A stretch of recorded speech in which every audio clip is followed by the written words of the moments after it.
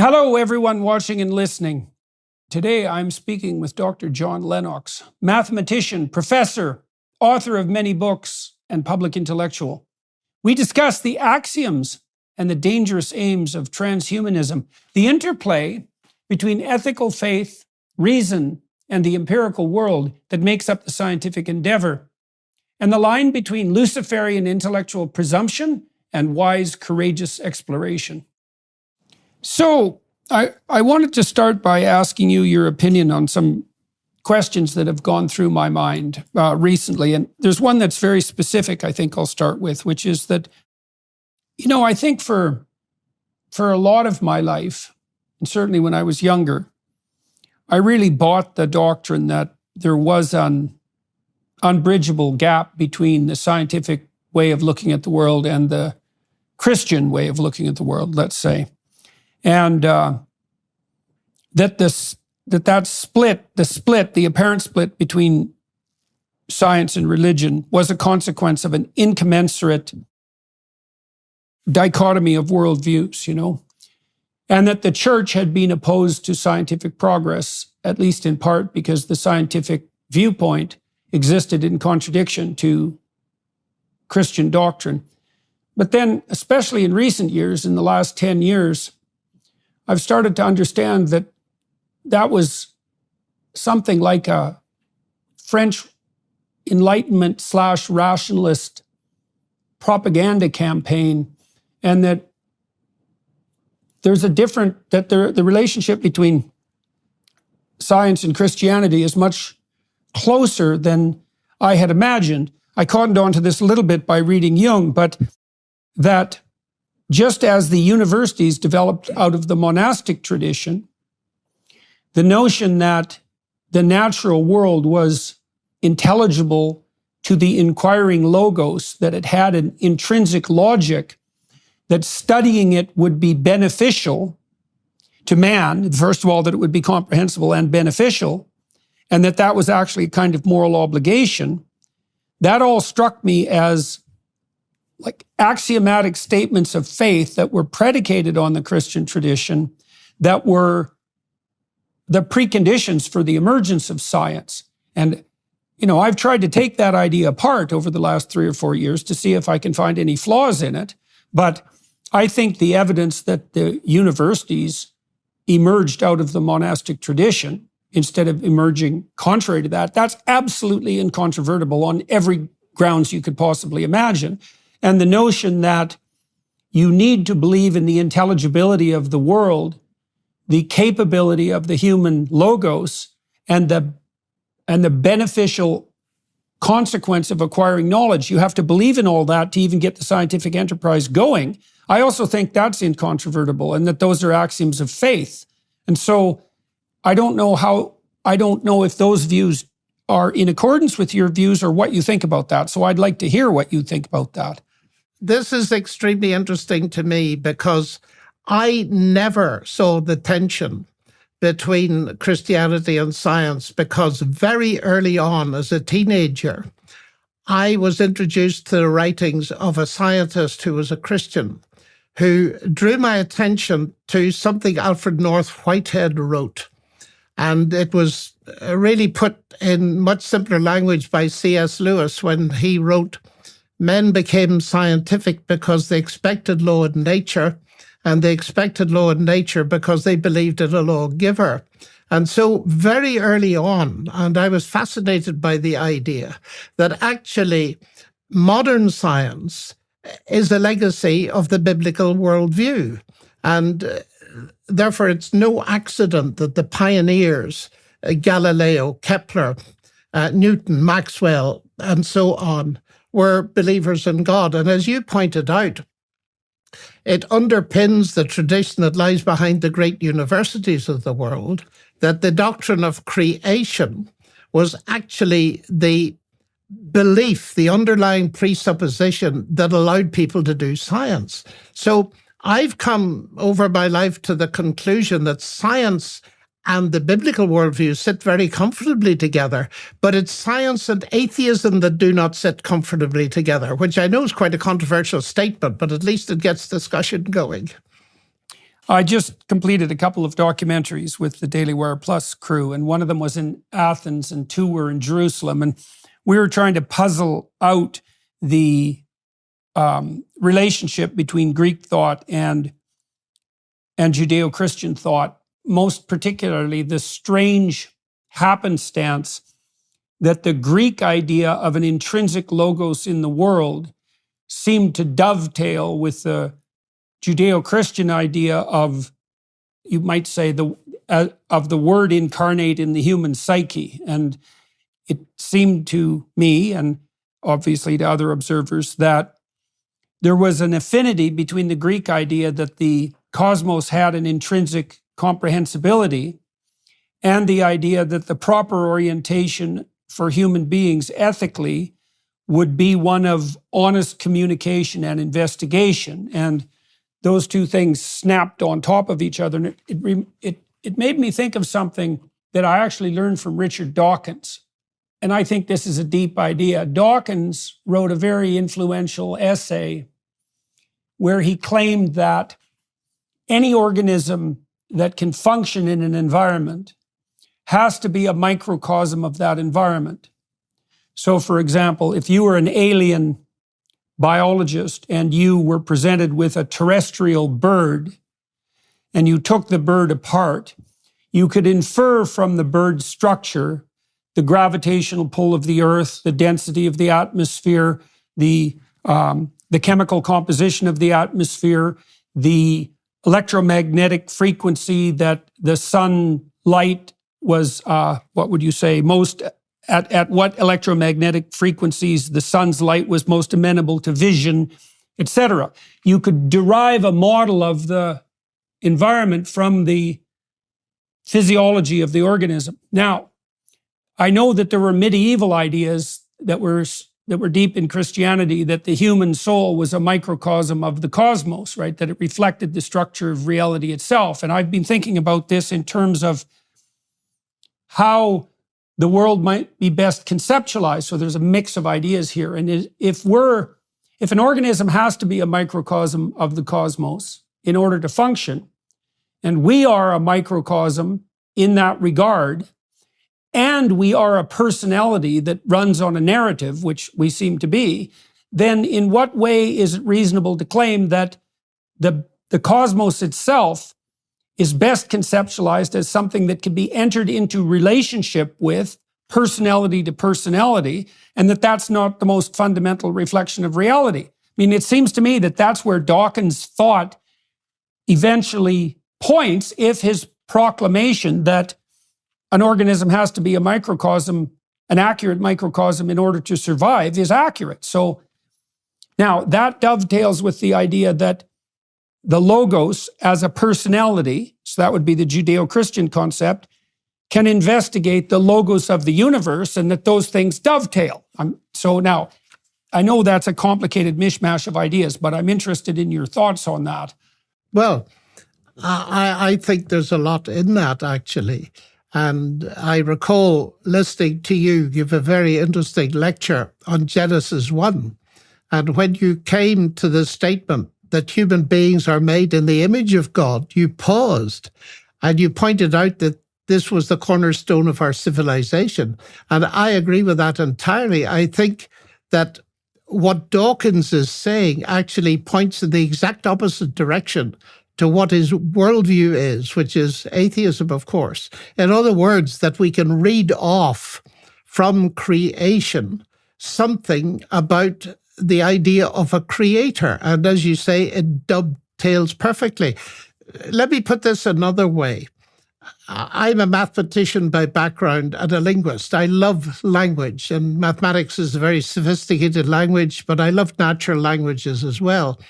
And it seems to me that where this fits together best is first in the fact that we can do science, in the sense that there is a rational intelligibility to the universe, which is the foundation of modern science and is a legacy of the biblical worldview.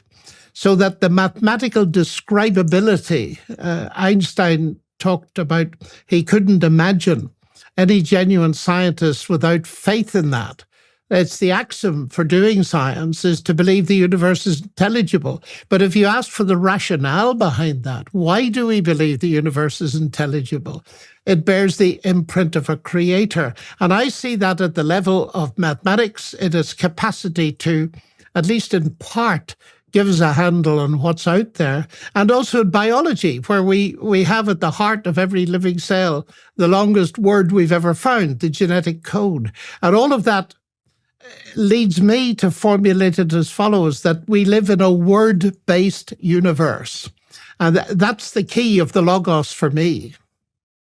Okay, and so what do you mean in that case? So what do you mean specifically that we live in a word-based universe? What does that mean for you on the broader conceptual landscape? Well, it means that this universe is not simply a product of natural, unguided forces. It is a product of a rational creator, an intelligent creator, and I believe even more than that, a personal creator.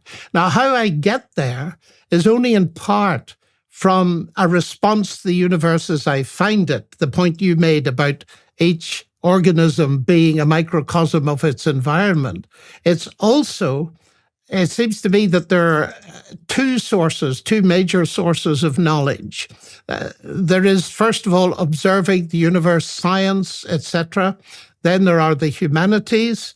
But there's also the concept of revelation, in which I believe. In other words, it's not simply the human quest for the creator, it's the creator revealing himself. So for me, the anchor point in the end is that the Logos became human and we beheld his glory. In other words, we can see exactly what this means in terms of what we can understand. That is the human being in which God encoded himself in Christ. Now, those are big ideas, of course. They're very deep ideas. They need unpacking.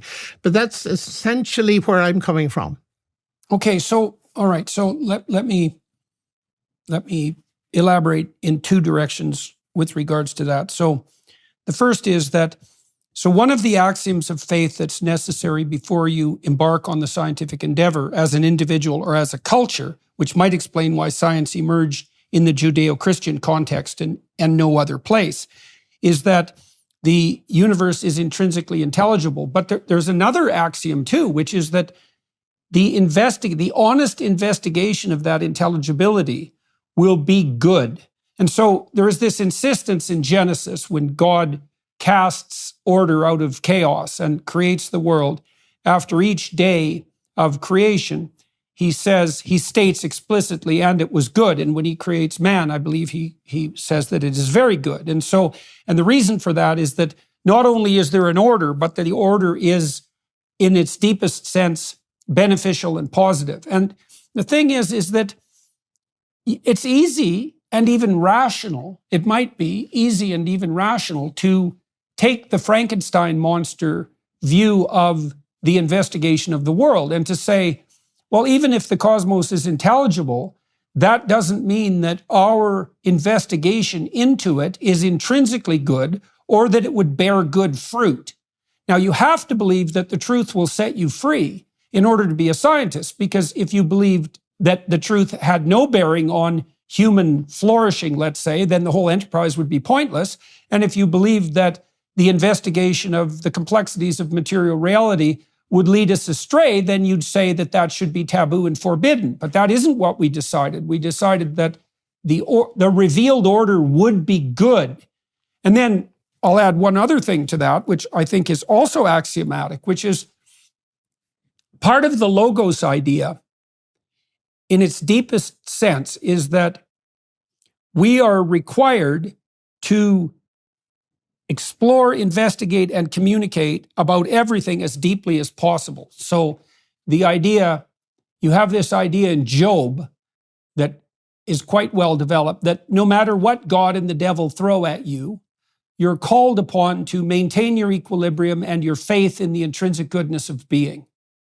And then that's expanded in the Gospels, because the trials of Christ are the most extreme trials that can be imagined. And I mean that literally. That's partly why the story has such potency, right? It's the worst possible sequence of events that could happen to the least possibly deserving person.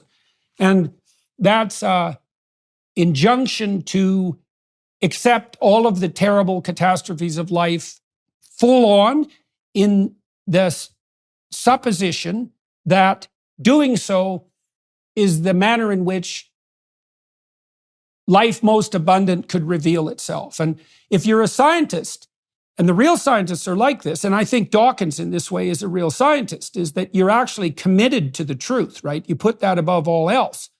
And you wouldn't do that if you didn't believe that the logos of commitment establishes the order that is good. And I don't think you do that without an intrinsic belief that it's something like human beings are made in the image of God.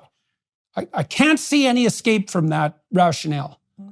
Nor can I. And it's interesting that when I did the debate with Dawkins at the Oxford Natural History Museum, at the press conference afterwards, we were asked, was there anything that we agreed on? And there was one thing, and that is that truth exists. And this is a crucial thing. It depends that we are committed to the pursuit of truth. Otherwise, as you say, science is absolutely no point. I happen to believe that truth, of course, is not simply propositional truth, but ultimately truth is a person. And that is the very deep claim. I am the way, the truth, and the life. And it's interesting there that Jesus wasn't merely saying, I say true things. This goes much deeper. I am the truth. And if we set up a sequence of questions about anything, what is the truth about the atom? Well, you can split it into elementary particles. What is the truth about those? I believe this claim is so big that it's actually saying that at the end of the backward sequence of questions, Jesus Christ will say, I am the truth. And of course, that resonates with what you were studying in Exodus so interestingly. I am is the fundamental proposition about the nature of God. Right. So that's an existential proposition that has to do with action. Yes. So so when Thomas Kuhn wrote the what was it? His theory of scientific revolution. I can't remember the name of the book exactly at the moment.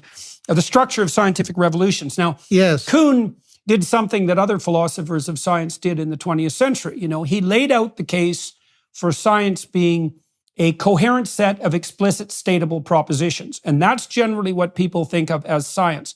But that's not accurate nor sufficient by any stretch of the imagination. So I'll give you an example of this and we can expand on that. So my graduate supervisor, Robert Peel, was a real scientist. And what that meant was that he conducted himself in a certain way. It wasn't a matter of the things he believed explicitly. It was a matter of the way that he conducted himself, let's say as a laboratory researcher. And that conduct was oriented around a variety of ethical propositions. So he was very generous with his ideas. And what that meant was he had a lot of ideas because he would share them with his graduate students, for example, and the undergraduates, and they would respond positively. And that would reinforce the mechanism within him that generated ideas, and then ideas would flow forth more abundantly. And so that was part of the scientific ethos, to be generous with ideas. And then the next part of that was if he published his scientific research papers, he was generous in the credit he gave to his graduate student collaborators, generally listing them as the first author and putting himself in the final place, which is a convention among genuine scientists. And so he played fair on the reputational front. And then I had a supervisor like that. I had a supervisor like that at Cambridge. Yeah, well, it's a good fortune. You can't become a successful scientist. It's very difficult to become a successful scientist without someone like that to apprentice with. Yep. Okay, so then on the statistical analysis front, so, people who know anything about statistics think that you take a spreadsheet of numbers and dump it into a meat grinder and crank the handle and out comes truth. And that is 100% false, because when you're doing statistical analysis, it's a form of critical thinking and exploration, and you're making ethical decisions at every choice point. So you have to figure out which data points constitute outliers, because maybe there was a measurement error, for example, while you were sampling that particular behavior. And you have to tilt the statistical investigation to some degree against the outcome that you're hoping for to make sure that you don't fool yourself. And it's saturated with ethical decisions. And then that all has to be nested within the presumption, first of all, the presumption that you should not ever publish false data just to move your career forward. And you might say, well, why the hell not? And also that you are required on ethical grounds to let go of your tyrannical presuppositions if the data reveals that what you're clinging to for your own psychological reasons is wrong. And all of that's an attitude of ethical conduct and not a set of explicit statable propositions. And yeah, that's hugely important. Richard Feynman, the physicist, the Nobel Prize winner, used to say you must bend backwards to criticize yourself because you are the easiest person to fool. And I'm very interested in this ethical dimension because this is over and beyond the propositions and the methodology of science. I think it was Einstein who said, you may talk about the ethical foundations of science, but you cannot talk about the scientific foundations of ethics. So this is another layer in looking at the universe. It's rationally intelligible, but it's also a moral universe. And ethical presuppositions and decisions infect all of our lives, and they do affect the scientific endeavor. It's not just dispassionate observation and making conclusions and theories. There's a huge ethical dimension which raises deep questions as to what the reference point is, who said so, what are the norms behind that ethical decision-making process. Well, it also implies that the scientific truth that's truest and beneficial simultaneously is actually the conjunction, and in this Athens-Jerusalem sense, it's actually the conjunction of the intrinsic logic of the objective world making itself manifest to the truthful, penetrating psyche of the human observer. It's the interaction between those two that constitutes scientific truth, and not one or the other. And there's no getting, and what the atheist materialists would like to do is to say, well, the world of facts speaks for itself. But that's also technically untrue because there's an infinite number of facts.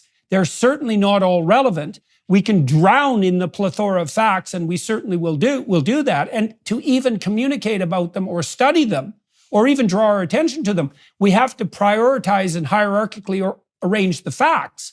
And we do that according to an ethic. And I think that is incontrovertible on scientific grounds because we have seen the emergent realization in a whole variety of domains, AI not least, that there are facts, but those facts have to be prioritized. And you prioritize facts with an ethic. That's absolutely right. There's a deeper problem, it seems to me, with the atheist understanding of science. And that is this, that we do the science with our minds. Some people think the mind and the brain are the same. I leave that aside since you're an expert on the mind and the brain. But I often say to people, what do you do science with? I've asked many leading scientists this. They say, well, I do it with my mind and my brain. Give me a brief account of the brain. And they say to me, well, the brain is the end product of a mindless, unguided process. And I pause and I look them straight in the eye and I smile and I say, and you trust it? Tell me honestly, if you knew that the computer you use or the machinery you use in the lab was the end product of a mindless, unguided process, would you trust it? And the interesting thing, I've done a lot of experiments with this little story. I have always got the answer, no, I would not. So I say, you have a problem. In other words, your atheism is undermining the very rationality you use not only to do science, but to construct any argument whatsoever. It's not only shooting itself in the foot, it's worse, it's shooting itself in the brain. Let me ask you about something you said earlier about revelation. So I've also been very interested in the, what would you call it, the anthropological psychology of the development of thought. That's a good way of thinking about it, is that how is it that human beings came to think? Now, Carl Jung said something very interesting about thought, about typical thought, normative thought. And he said the typical person doesn't think. What happens to the typical person is that thoughts appear to them and they accept them as axiomatically true without further investigation. And so, and I believe that to be the case. I think that in order to think critically, you have to set up in the theater of your imagination something that holds a proposition and defends it, and then an adversary or two adversaries that take it apart. And so you're actually producing a collective within that will then hash out the thought. But that's led me down the rabbit hole of trying to understand what we mean when we say something like, I thought, which would be the sort of thing that scientists would say when they're talking about how they do science. Well, I thought up my hypothesis. It's like, that's not much of an explanation there, buddy. Like, what do you mean you thought it up? Because you didn't know the hypothesis, let's say, yesterday, and now you do know it. And so how did you not know it then? And how do you know it now? And how is it that that new idea manifested itself? And the answer is always going to be, well, it came to me. And so that's the crucial thing I want to dive into. So here's how I think the hypothesis generation process works. And scientists very rarely talk about this. They talk about the observable data, but they don't talk about the mechanism by which the investigative question was formulated. And that's a huge lacunae, right? That's a huge domain of unconsciousness. So this is how it seems to me, is that first of all, you have to have a problem. And so that's something that calls to you generally, because people are generally gripped by a problem, right? It isn't that they choose it voluntarily precisely. It comes knocking. They can open the door to it, but it's something that grips them and compels them. And it has a kind of autonomy in that sense. If something really besets you as a problem, you can't shake it. It dogs you. And that seems like a kind of autonomy on the part of the problem. And also, there's a million problems that could beset you, but some stand out against the background, right? I think that's equivalent to the burning bush, by the way. Anyway, so you have a problem, and you're searching humbly for a solution. And humbly, because you have to admit that you have a problem, and you have to admit that you don't know the answer. And then if you open yourself up, whatever the hell that means, you'll get a revelation. And the revelation will be an insight, right? It'll be something that strikes you as probable or likely. And so that's the first element. That's the first two elements of thought.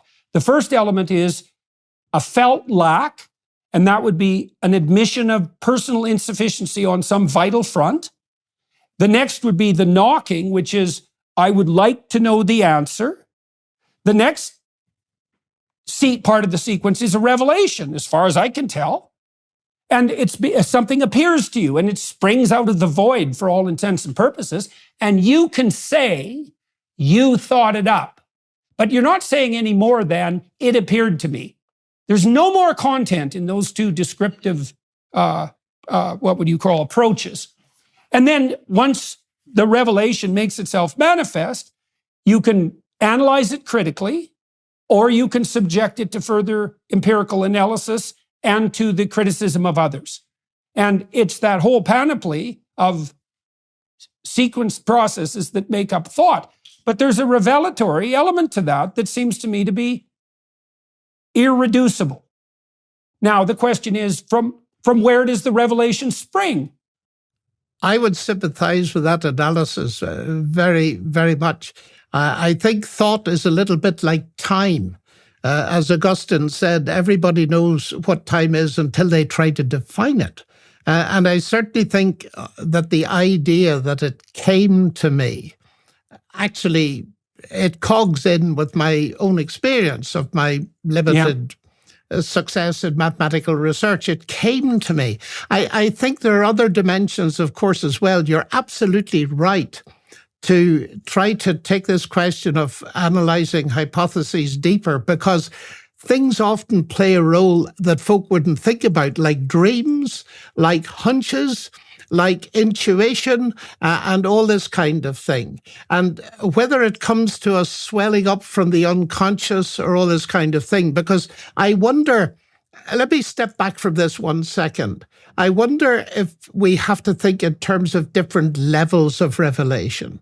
For example, if I want to get to know you and you want to get to know me, it's no use me putting you into a tomography machine and looking at your brainwaves. I will never get to know you unless you reveal yourself to me. And usually that will be you speak to me as you are now and I speak to you. That is partly revelation. If you never say anything, I'll never get to know you. Now, those words that you use are coming from inside you, and they have to do with your mind and your brain and all that very sophisticated stuff that we really know very little about because we don't even know what consciousness is. But I wonder if above and beyond that kind of human level of revelation, or what wells up when we've looked at a problem or something else, what wells up in our minds, we have to have a separate category, which I would call divine revelation. Now, whether the two dovetail and flow into one another is an interesting matter, because if you go back to Genesis, one of the most interesting things is we're told we're made in the image of God, but it was God that told human beings to do biology. Name the animals. That's taxonomy. It's the fundamental intellectual discipline. I'm not going to do it for you. You do it for yourself. And so the capacity of human beings to think in that sense, whatever it really means, seems to me to be a reflection of their creator and possibly an evidence, if we extrapolate it, of his existence. Okay, so now let's take this idea of the source of thought and the different levels of depth. Let's explore that for a minute. So I'm going to describe a potential pitfall down that route. So let's say that I'm a scientist and a bright idea strikes me, or I'm an artist and a bright intuition strikes me. Now, I have two options when I'm considering that source. I could consider that a manifestation of the same spirit of intuition and revelation that has made itself manifest as part and parcel of the creative enterprise of all of mankind since the dawn of time, right? A continuance of that same process, which insinuates something transpersonal about it, right? It's the operation of something transcendent. Or I can take personal credit for it and say, I thought it up. Now, the problem with the latter approach, as far as I can tell, is, first of all, I think it's incautious and unwarranted because, you know, the great scientists have always said that they stand on the shoulders of giants and can see farther for that reason, is we are part of a great collective creative enterprise, and God only knows how deep that goes. But then there's also the terrible threat of self-deification that might otherwise make itself manifest, you know, and I see that emerging in our culture. I see part of what's happening in our culture, a kind of extension of demented Protestantism, where instead of the God that revealed itself to Moses saying, I am what I am, it's the individual person who says, I am what I am. I get to define myself. I'm the source of all wisdom and revelation, my brain, my psyche, my subjectivity, with no humility in that regard. And I actually think that that's a devastating cultural impropriety because it elevates the subjective intellect to the status of God, and that's a Luciferian crime. It is, absolutely, and specifically a Luciferian crime, because the temptation, you shall be as gods, is in the very first pages of Genesis. And it fascinates me that the temptation came in a very clever way, giving the impression that God wants to hold you humans down. He doesn't want you to rise to his level. Don't you realize if you go against his word, then you will rise in the hierarchy of being and you will be as gods knowing good and evil. And what fascinates me about that, Dr. Peterson, is this.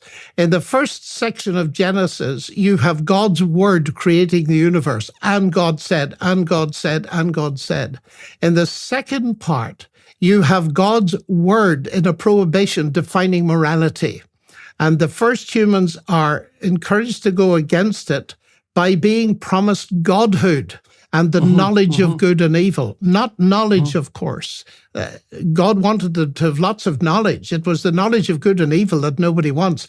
And what I see in current society, and I very much applaud your stance on this, because it seems to me that the whole Homo Deus phenomenon, as, for example, illustrated in the book by Yuval Noah Harari on artificial intelligence, this idea of transhumanism, that actually we should go for this and turn human beings into gods, seems to me to be incredibly dangerous. And it's the height of pride, arrogance, and it is very destructive.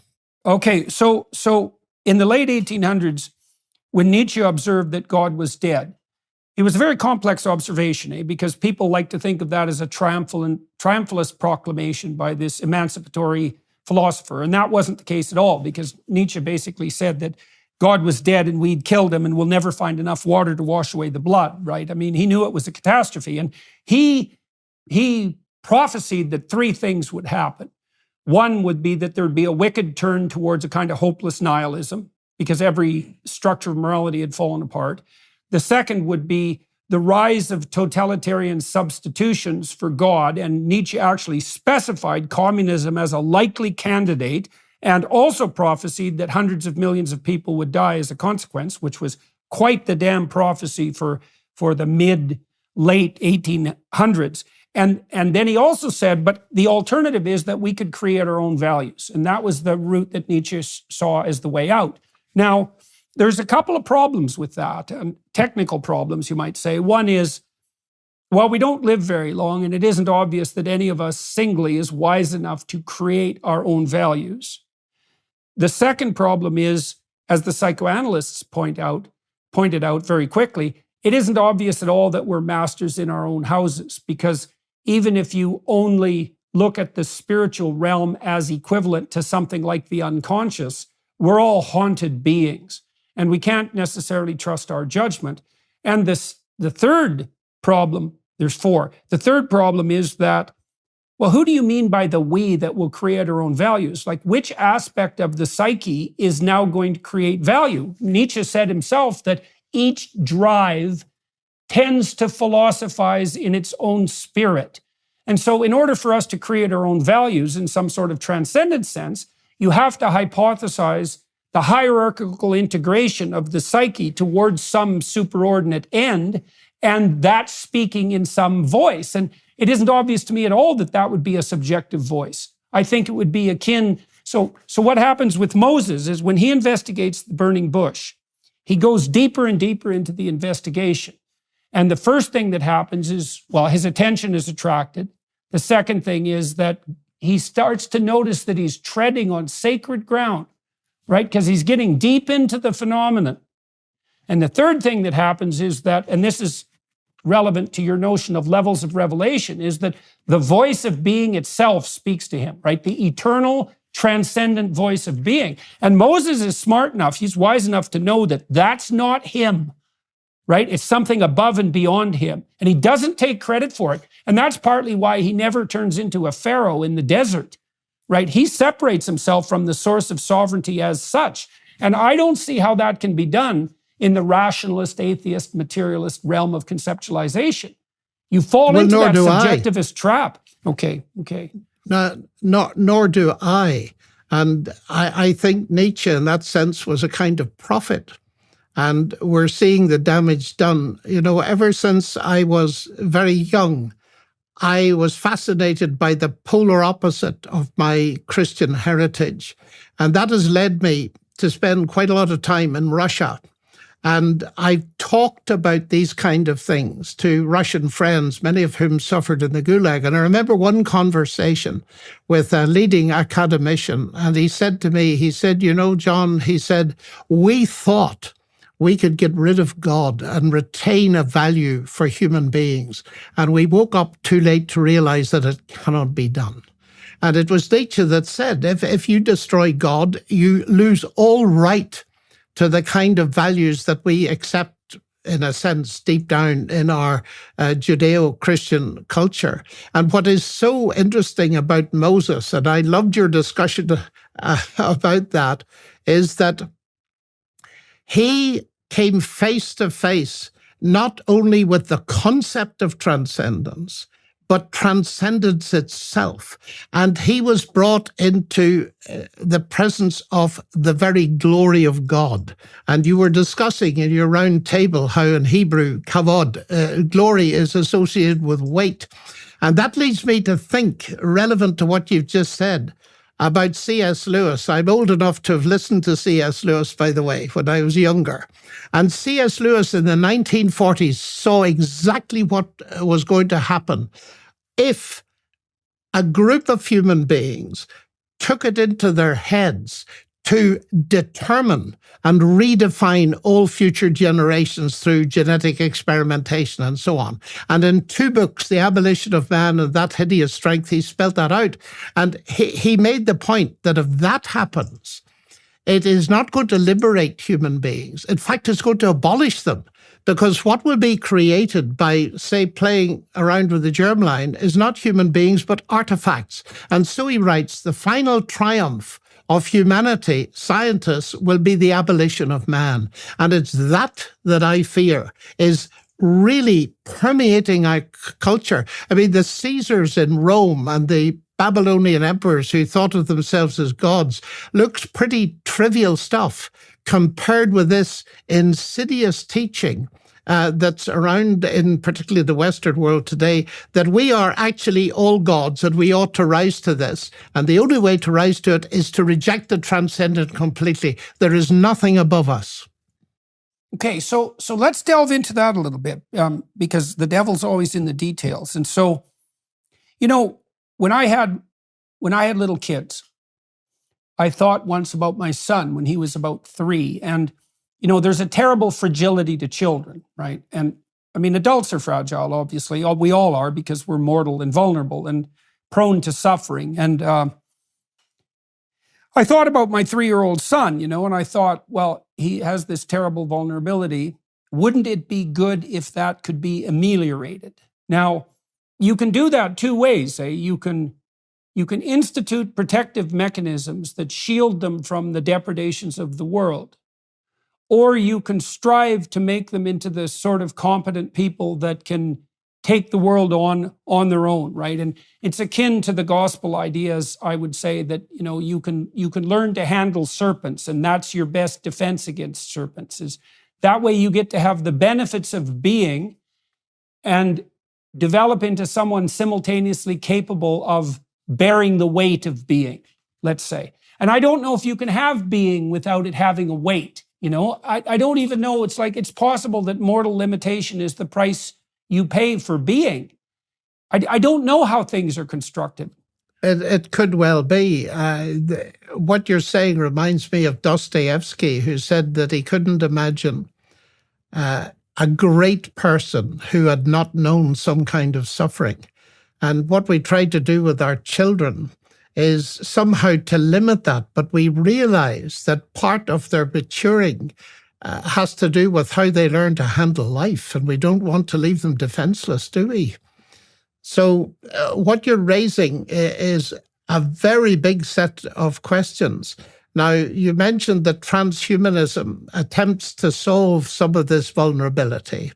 And of course, some things are very good. I wear glasses, and they enhance my vision, and they're very important. But this idea of Harari's, where he sets 2 agenda items for the 21st century, firstly, to abolish physical death, to solve it as a technical medical problem, and then to enhance human happiness by genetic engineering and cyborg engineering and so forth. I take a very radical view of that. When people hold out this promise to me, I simply say to them, you're too late. The problem of physical death was solved 20 centuries ago, because I think there's strong evidence that Jesus Christ rose from the dead. And the problem, therefore, of developing some kind of immortality was simultaneously solved with that, because Christ promises to those that trust him and follow him that he will eventually raise them from the dead, and that will be the best uploading you can ever imagine of brains, body, and everything else. So I take a very radical view that the transhumanist ideal is bound to fail, and there are deeper reasons behind that as well. Well, so there's also a biological truism on the genetic front. And so, for example, and it's summed up in the phrase, there is no breeding for evolutionary fitness.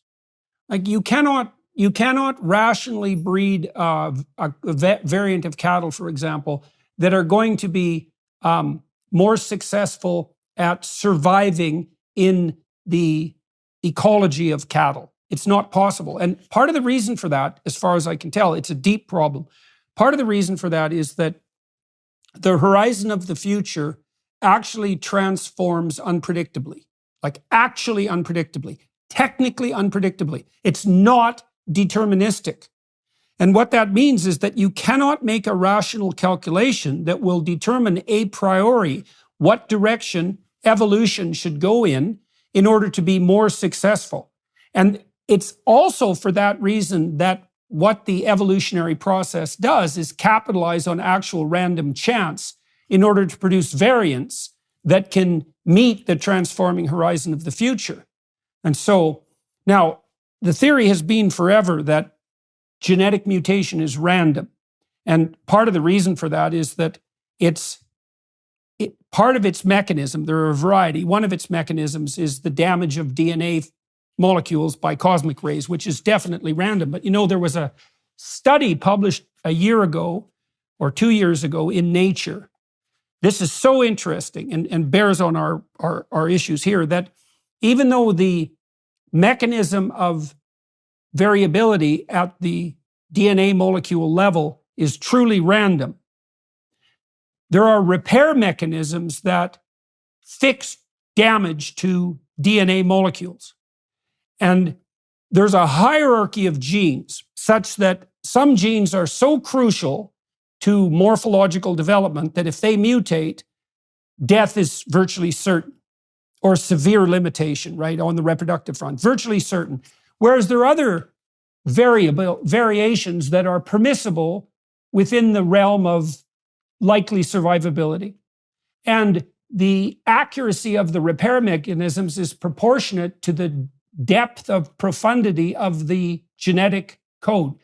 The genes that are most crucial to survival are repaired with 100% accuracy.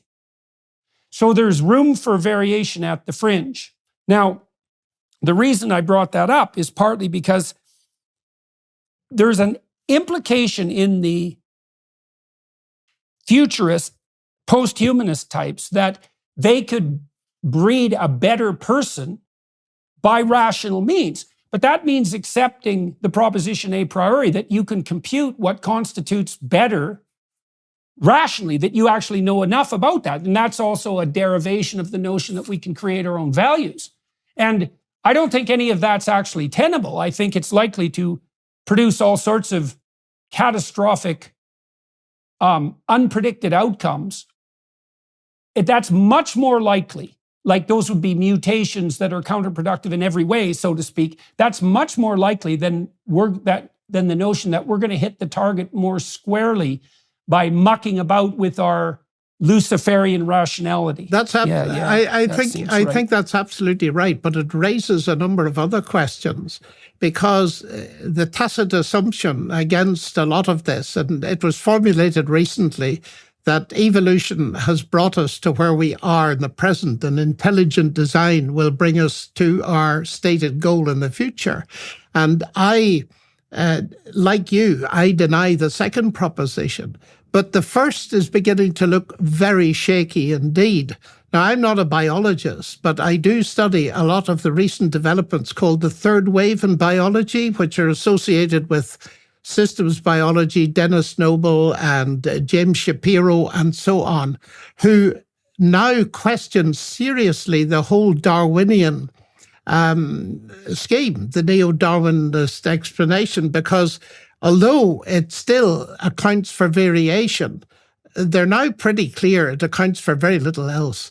And statements like Lynn Margulis saying that it's dead, and my colleague here, Dennis Noble, who founded systems biology, says that it's not fit for purpose, it doesn't need to be modified, and therefore replaced.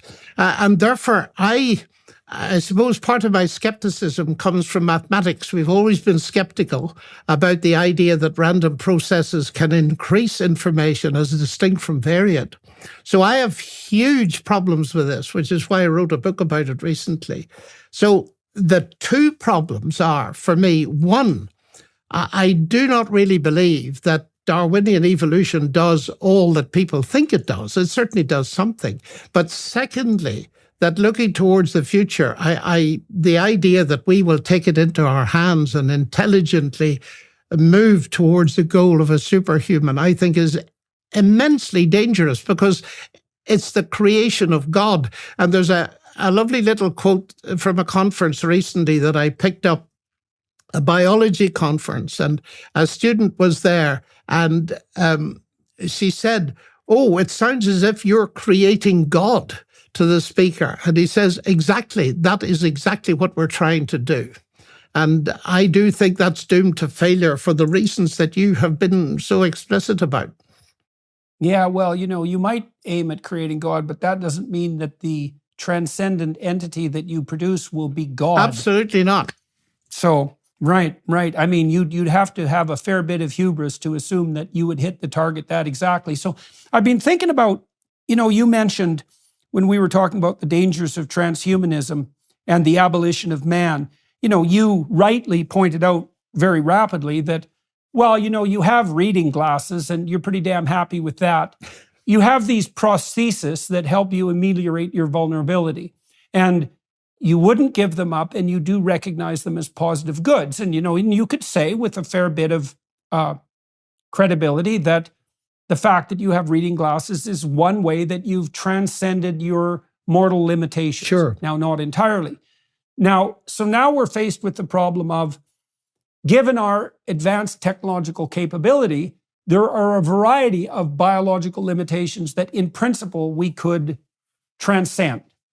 And then we might say, well, which of those should we transcend? And so I have a complicated answer to that. You tell me what you think about this.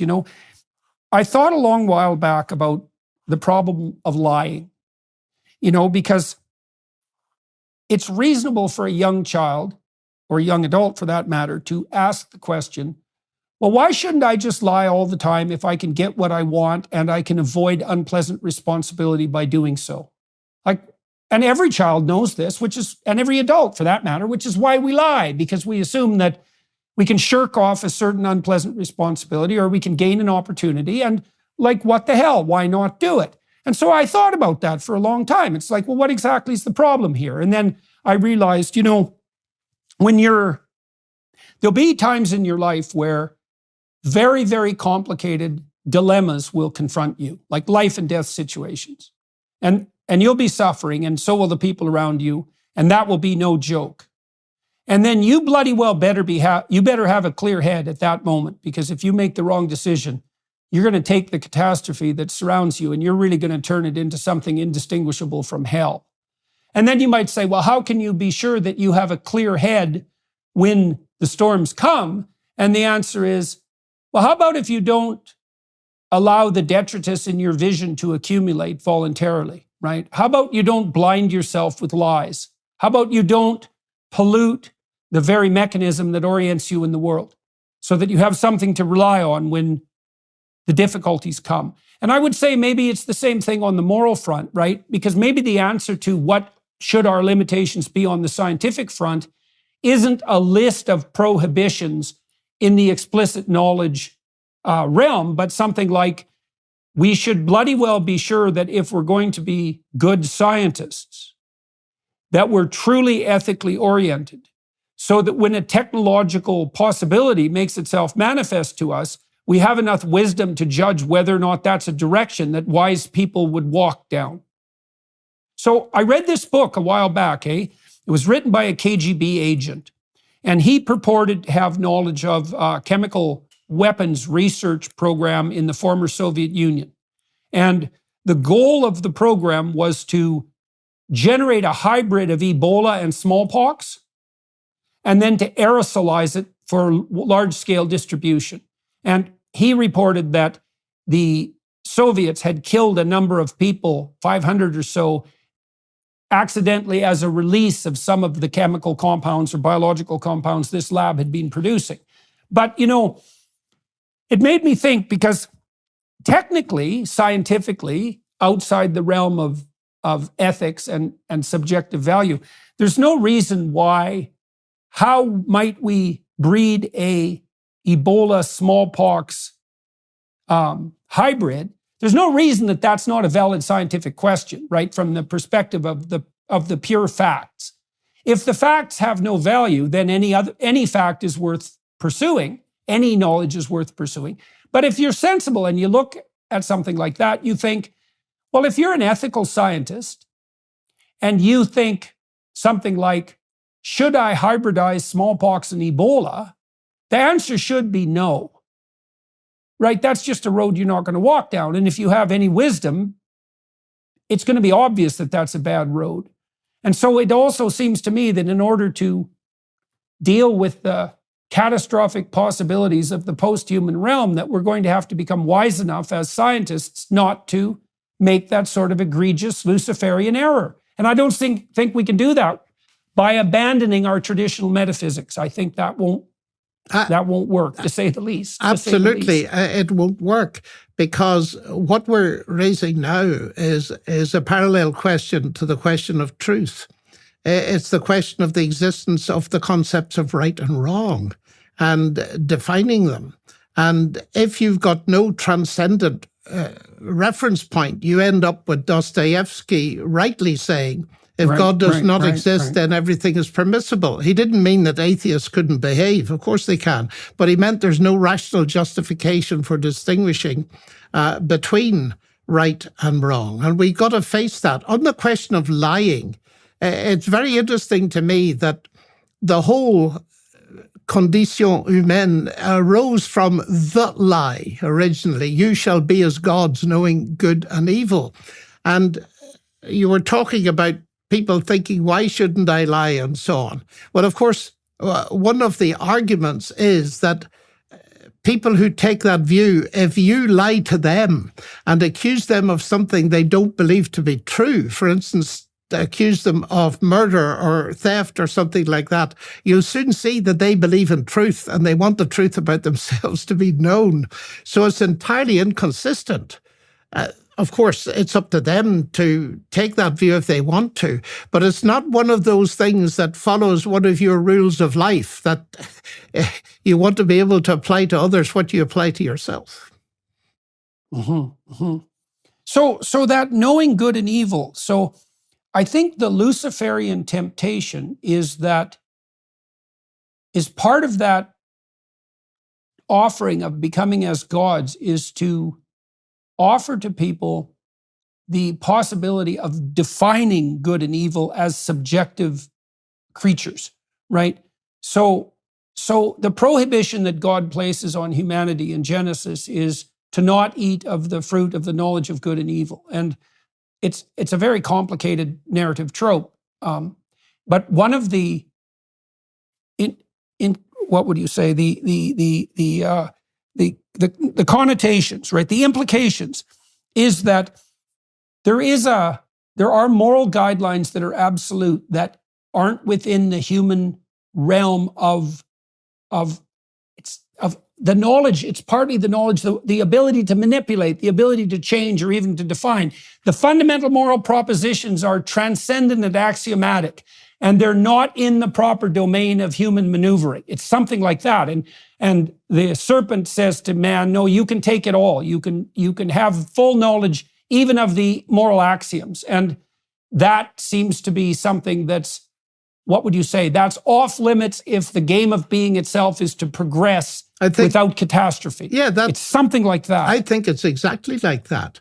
Because what is interesting about Genesis is that the first encounter we have with morality in the pages of Genesis Morality is defined not horizontally between humans, but vertically between humans and God.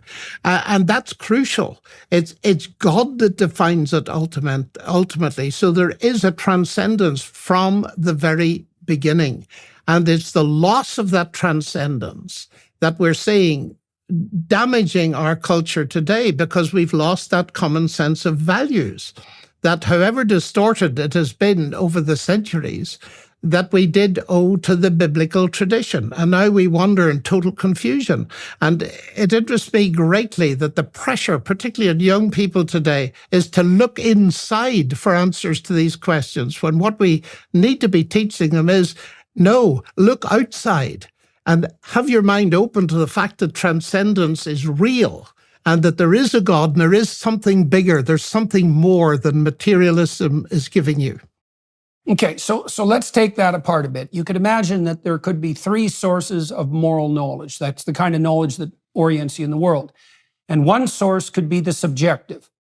Now, we've already talked about the limitations there, is that, well, you don't live very long, and what the hell do you know? And what do you mean by the subjective? Like, which part of you?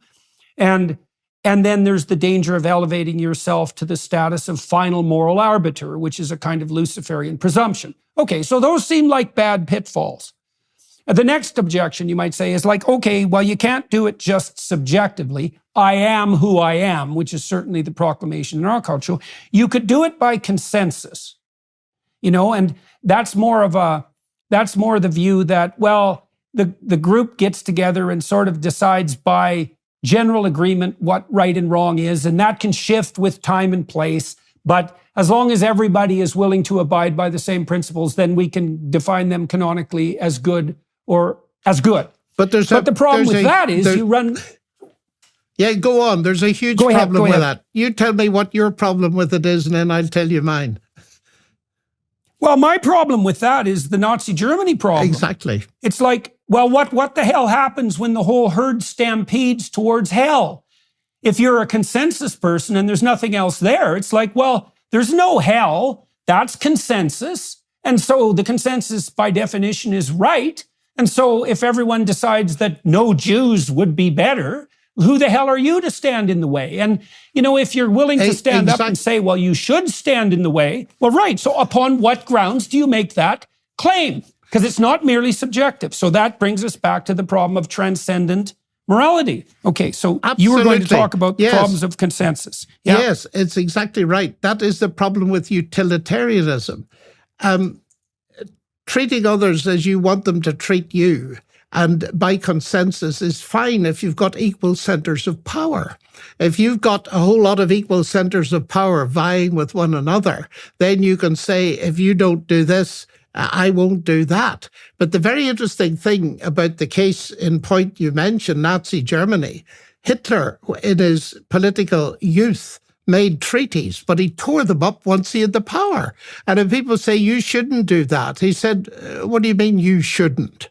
I've got the power. So it doesn't answer the question, why ought you to go with the herd and murder so many Jews? And that's a huge weakness. It's all right if you're dividing ice cream among children, then utilitarianism is fine. Give an equal amount to all of them or you'll be in trouble. But at the higher level, it's shot through with this problem of the total absence of any transcendence. The oughtness has to come from above. Okay, so now you talked about power there, and one of the radical claims of the postmodern types, especially people like Foucault, is that the fundamental motivating drive of humanity and perhaps the cosmos itself is power. Now, I think everything Foucault thought about everything is to be taken with a gigantic grain of salt because, he was quite the awful creature. And I think he had every reason for putting forward the proposition that there's nothing other than power because that justified everything he did that was done purely on the basis of power. But there's another problem that emerges with that proclamation, which is a kind of self-evident problem, and I would think this is something the rationalists have a very difficult time with, which is, if I can compel you to do something, why don't the next two propositions follow logically? First of all, if I can compel you, the mere fact that I can indicates precisely that I'm actually a better man than you, because if you were better than me, you could compel me. And of course, this is might makes right, but might makes right is a very powerful doctrine, and almost all the pre-Christian pagan societies operated on that basis in the most fundamental manner. And the aristocratic justification was something like, well, you're a peasant, and the cosmos has established that you're a peasant, and I'm an aristocrat, and so screw you. And actually, morally speaking, because if you weren't a useless slug, you wouldn't be a peasant. And that's a very, very difficult argument to generate a counter proposition to. And the corollary argument is, well, if I can force you, clearly I'm more powerful than you are, and that means that I have every moral right to do so. And in fact, you don't even get to object because you're too lowly to object. But that reflects, and that's the way of the world, man. Yeah, but it reflects a series of values that needs to be questioned. Where do these values come from? To argue that the cosmos made me an aristocrat and you a serf is a very tenuous argument.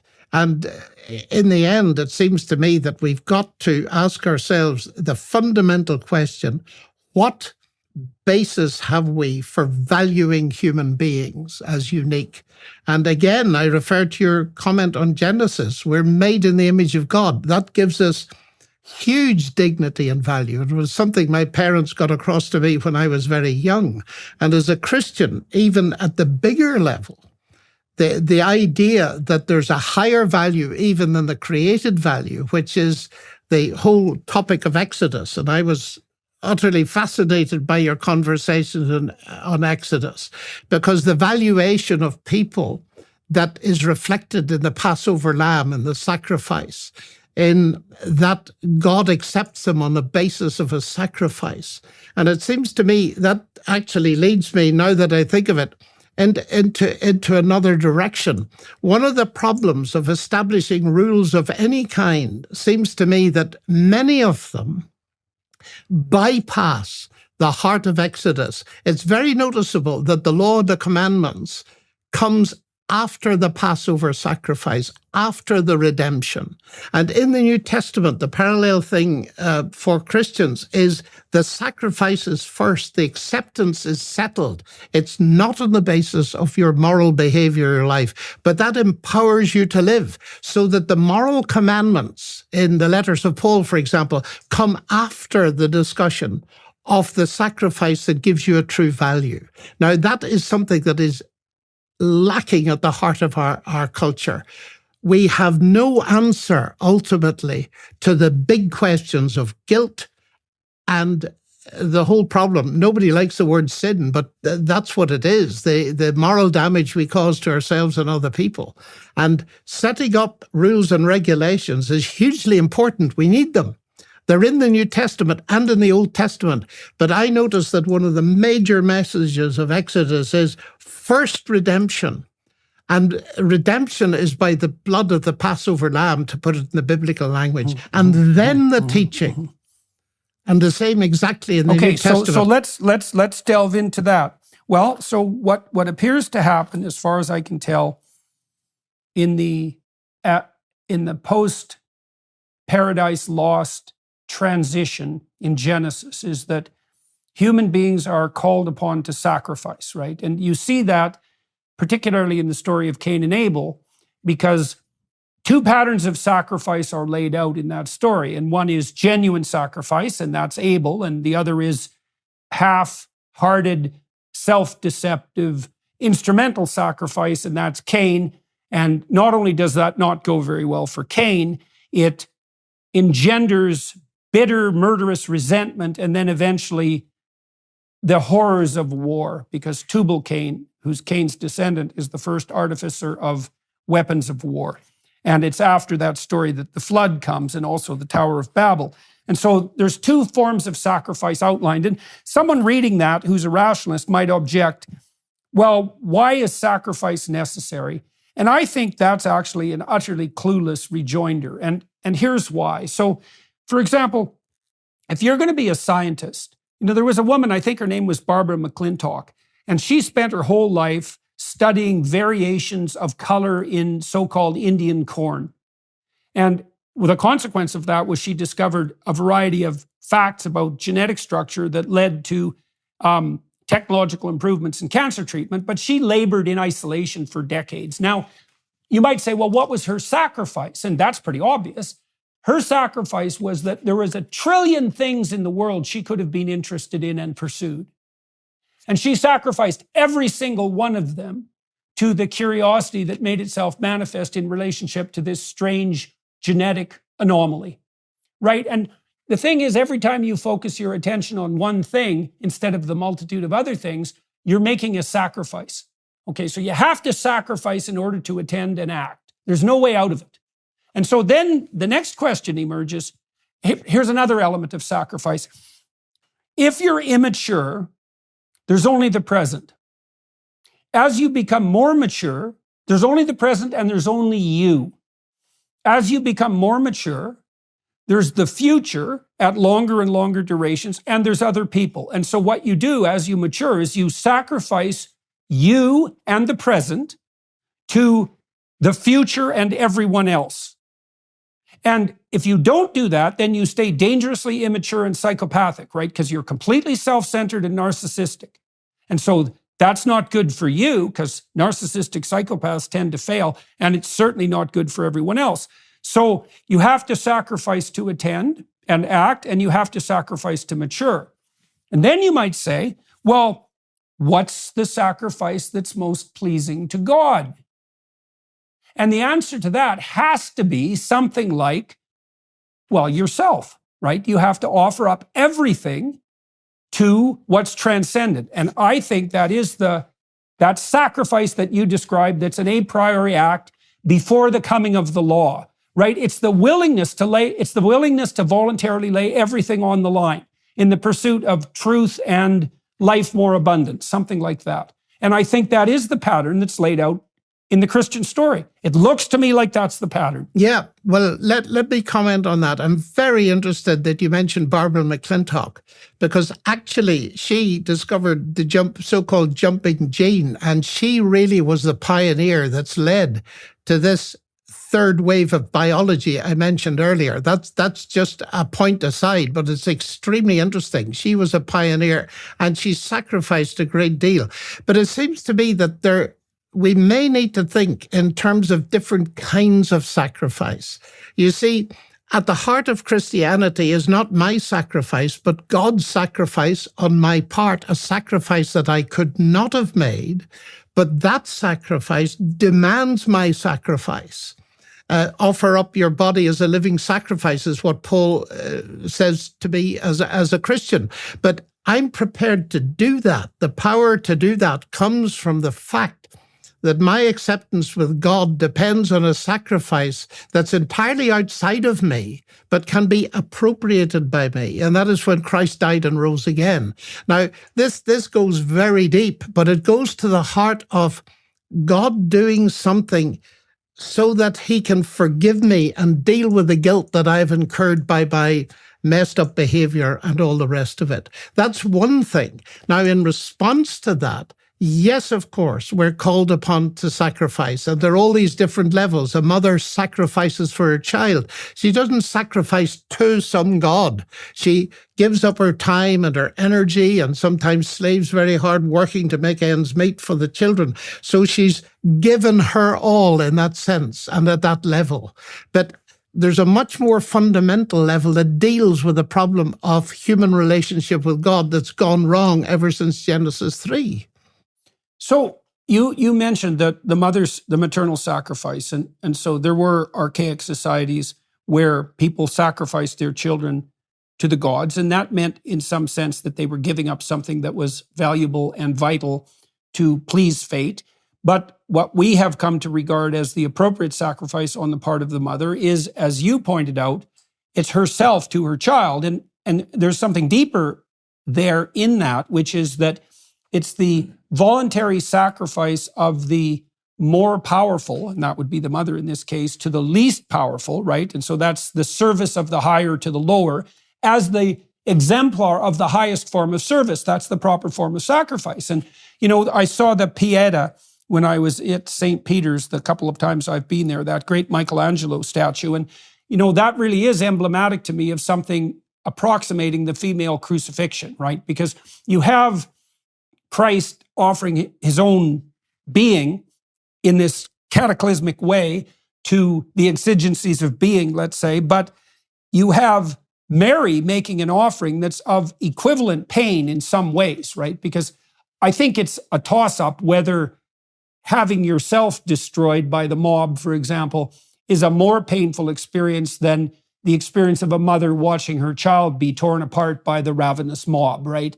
But we would also say, I think to the degree that we have any sense, that a mother who is performing her role properly, she offers herself to the glorious adventure of her child, right? She puts herself secondary to her child's needs, but she's also doing that in a way that offers the child to be to enter upon the full adventure of the world. And that would mean the voluntary acceptance of something like suffering and death, right? Because that's the destiny of everyone. Now, a mother could try to protect her child against that and against the knowledge of that, but that turns her into, a devouring mother, right? Someone who destroys the burgeoning ability of the child to thrive. And so there's a dual acceptance of sacrifice on the part of the properly behaving mother. She has to sacrifice herself to the child, especially in infancy, but then she has to be willing to let the child go to be broken by the world. And that is the route to, as you pointed out, that's part of the divine pattern. It seems to be part of the divine pattern of eternal salvation. It's something like that. It's very paradoxical, right? Because it means you have to take the full weight of mortality onto yourself voluntarily and maintain your moral orientation, and that's actually the key to, that's the key to paradise, I suppose. That's one way of thinking about it. That's a key to reacquiring what you lost in childhood. Yeah. Taking the full weight of mortality upon yourself is hugely important. It's transformed, of course, if we believe that death is not the end. And as I am convinced that Christ rose from the dead, this introduces up, for me, a huge new world of possibility, that I am mortal. But physical death, that is not going to be the end. So as I get older, my own personal orientation towards the future, it gets brighter and brighter, because I know that whatever happens, if I am taken by cancer or COVID or anything else, that there has been a new life that I already possess, according to the New Testament, a power within me that enables me to live, but will also raise me from the dead on the last day. And that's a huge hope. Of course, it's the central Christian hope. And it would be unfortunate not to hear that side of Christianity. And I feel many people today don't listen to the whole, in a sense, the whole meta-narrative that Christianity offers, because they would see in it that there's a real prospect for the future, that it does answer the problem of physical death in a much better way than the possibly pseudo-promises of transhumanist engineering. Well, all right, let me approach that psychologically to some degree. When you're talking about anything that's theological, the psychological can only make inroads to a certain depth. But look, one of the things that psychologists have agreed upon on the clinical front for the last 5 or 6 decades, I would say, so quite a long time, is that if you can voluntarily get your clients to expose themselves to the things that they're afraid of and are avoiding as they're making their way to their destination, that makes them braver and more competent. It's not exactly that it reduces their fear. It produces within them a revelation of their own strength. So, for example, if you take a woman who's agoraphobic and who is afraid of getting on an elevator because she thinks she'll have a heart attack on the elevator and be unable to get to a hospital and will die stupidly and loudly in front of the crowd in the elevator, because that's the typical agoraphobic fantasy. You can teach her to reacquaint herself with elevators through graduated exposure, right? And so you're basically taking the thing that she's most afraid of and then feeding it to her in graduated doses. Now, what happens is she not only becomes able to take the elevator, but a lot of fears that had beset her also vanish simultaneously. And the reason for that is that she sees that when she encounters something she thought was beyond her capability, there's something within her that reveals itself that's bigger than the fear. Oh, but there's also a theological aspect to that. I mean, I think that psychological insight is very important. It's another example of it is, of course, if someone's afraid of flying, you need to get them onto a plane. You need to acquaint them with the actual reality of which they are afraid. But you also get that in situations theologically where people are afraid of the future. And why is that? Because they don't know enough about what God offers to people to conquer those fears. It doesn't mean they'll disappear completely, but it means that they can orientate themselves and come to terms with those things. So I would take that insight absolutely, because I use it all the time myself with other people. Well, then people shrink away if they don't have that faith. And so on the mythological front, you see this reflected in the dragon encounter stories that Tolkien made so famous, for example. And the idea is that if you can find the dragon that lurks in the deepest cavern, that's where the gold is hoarded.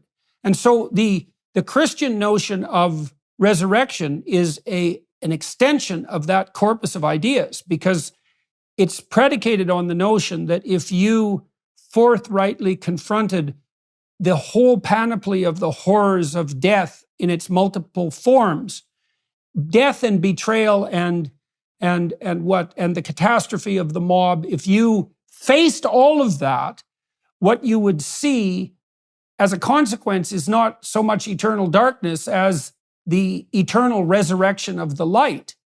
You know, and it's a limit case, right? And I really, it's hard for me to know what to make of that, again, on the psychological front, because it's a truism, definitely, both in the narrative domain and in the practical clinical domain, is that if people can find it within themselves to voluntarily shoulder the burden of confronting what they're afraid of, they definitely get braver and more competent. You know, and some of that's because they get informed about themselves, but there are also even biological transformations that take place.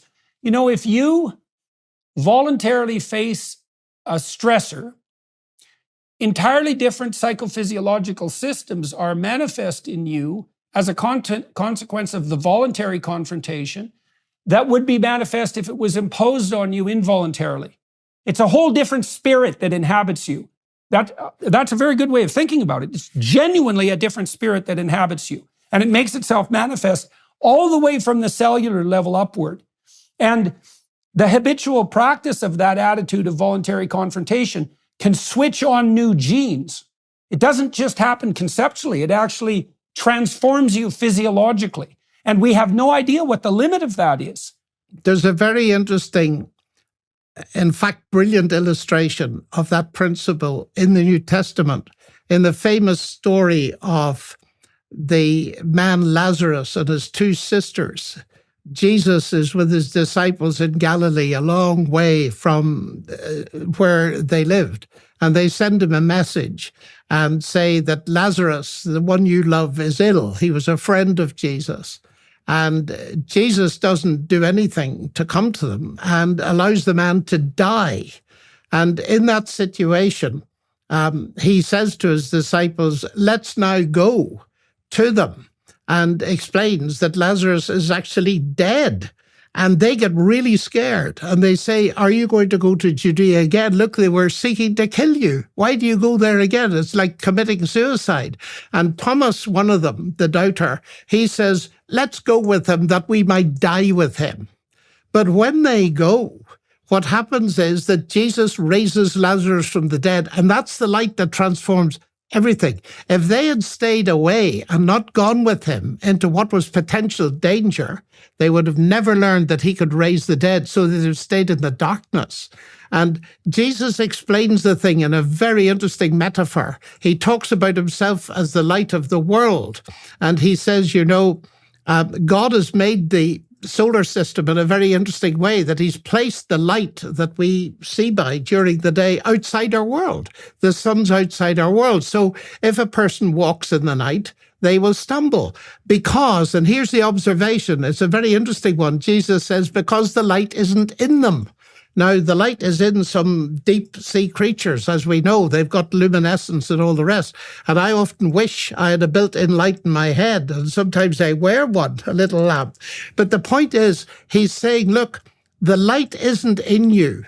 I am the light of the world. He that follows me will have the light of life. And I just imagine it very simplistically, that if here's the light and here's me and the light moves, I'll end up in the dark. But if I move with the light, I will have the light all the time. And that's exactly what happened to these people, consumed with fear.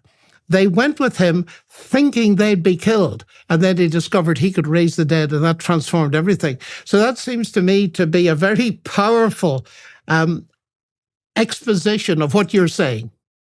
Mm-hmm. Well, look, John, I think that's a good place to end, actually. Okay. We're at about the 90-minute mark. Are we really? We've delved into... Yes, we are, surprisingly enough. For everyone watching and listening, I'm going to talk to John a bit more about how his interests in mathematics and science and religion develop simultaneously on the autobiographical front. So you can join us on the Daily Wire Plus platform for that additional half an hour if you're inclined to. Otherwise, thank you, John, very much for talking to me today. I will be in touch with you, if you don't mind, about the next Exodus-like seminar that I'm going to host in Miami. Maybe you'd like to come and join us. You'd be a very interesting contributor, as far as I can tell. And that was really a conception transforming experience, not only for me, but for everyone else who participated. Man, it was quite the trip. Well, that's for sure. Thank you so much. It's been more than I can say, a pleasure to meet you. And I would be delighted to join you on that if I could. Os Guinness is a very close friend of mine. And I was interested to see that at one stage you had two people from Cambridge, but nobody from Oxford. So, yeah, well, it's probably just sampling error, For everybody watching and listening, thank you very much for your time and attention. And join us on the Daily Wire Plus platform if you're inclined. To the film crew here for setting this up today through the thunderstorm, much appreciated. And we'll see everyone watching and listening on the next podcast. Thanks, John. Pleasure, a pleasure. Bye-bye.